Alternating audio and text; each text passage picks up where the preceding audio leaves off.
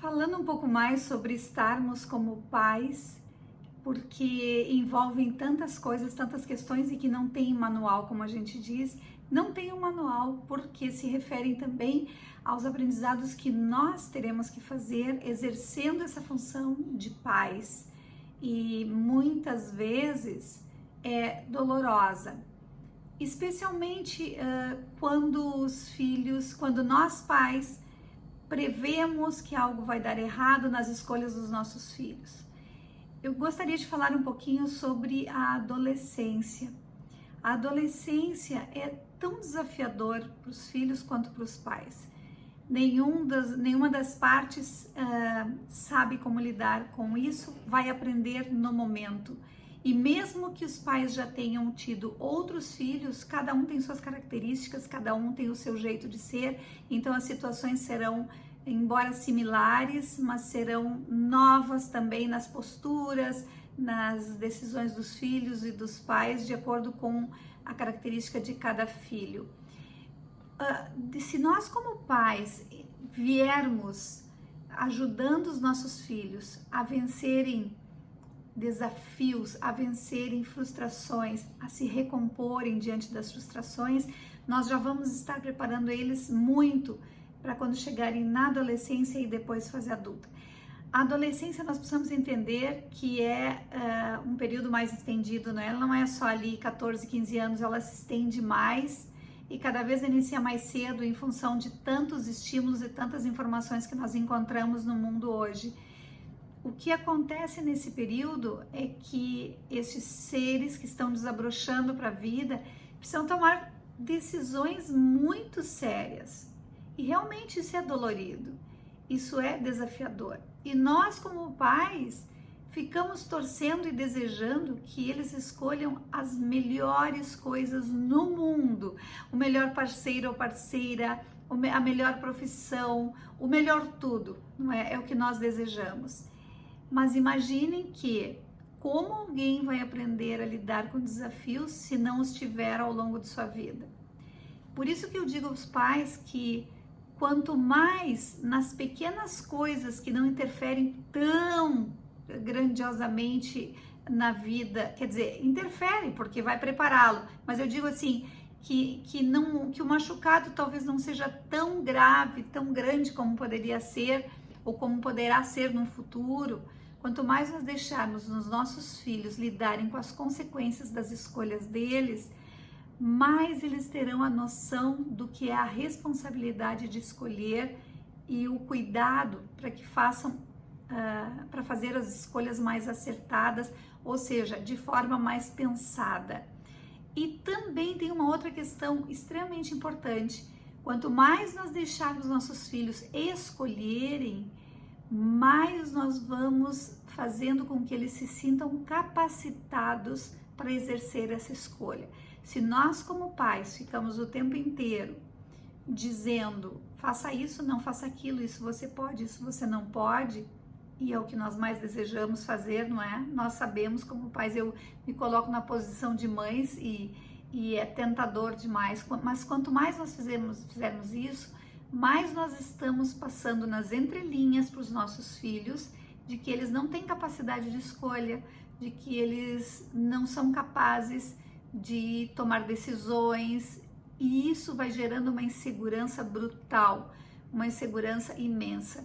Então, deixem seus filhos escolherem, e isso nas pequenas coisas.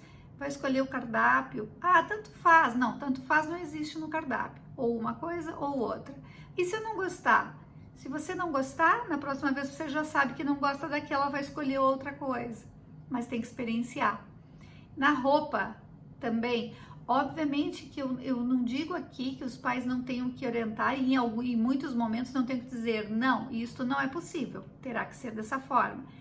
Mas sempre que possível, possibilitem aos filhos a escolha, possibilitem aos filhos que exerçam o poder da escolha e que mesmo que vocês vejam um degrau que ele não está vendo e que poderá cair, não é? Que poderá se machucar um pouquinho, deixem que ele observe. Eu quero dizer assim, uma escolha que não seja tão acertada, deixem que ele vivencie com a experiência e o resultado das suas escolhas.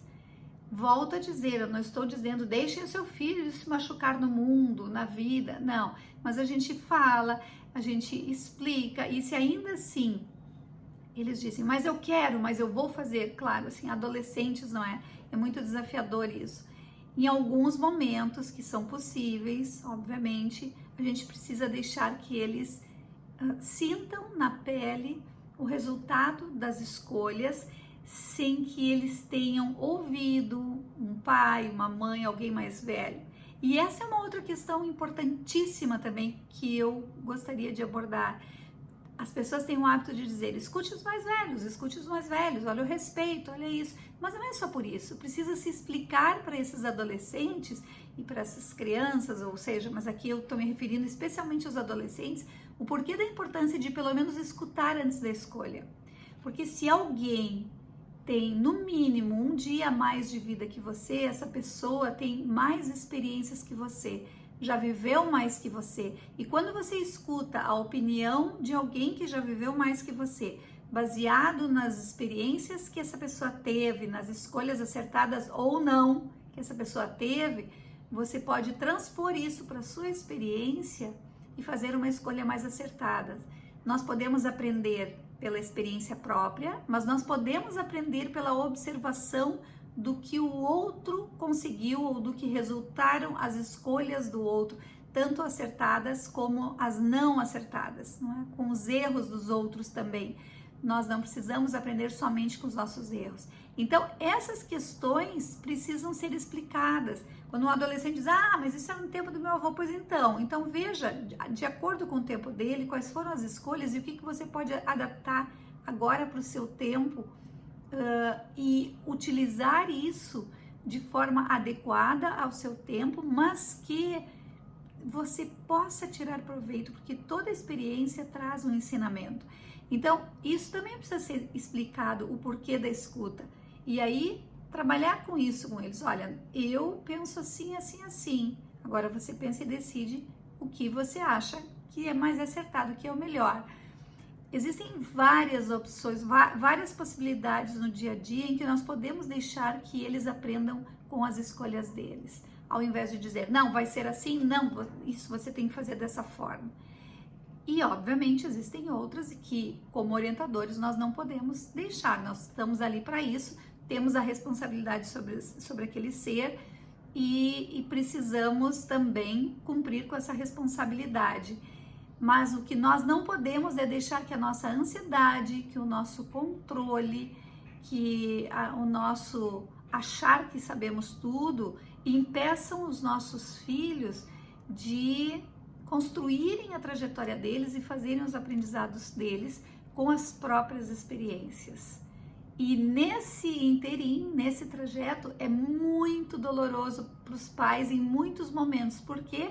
Porque nós também temos que aprender a nos controlarmos e a dar espaço para os filhos, para que eles comecem a crescer e a usar desse espaço de forma cada vez mais responsável a partir das próprias experiências.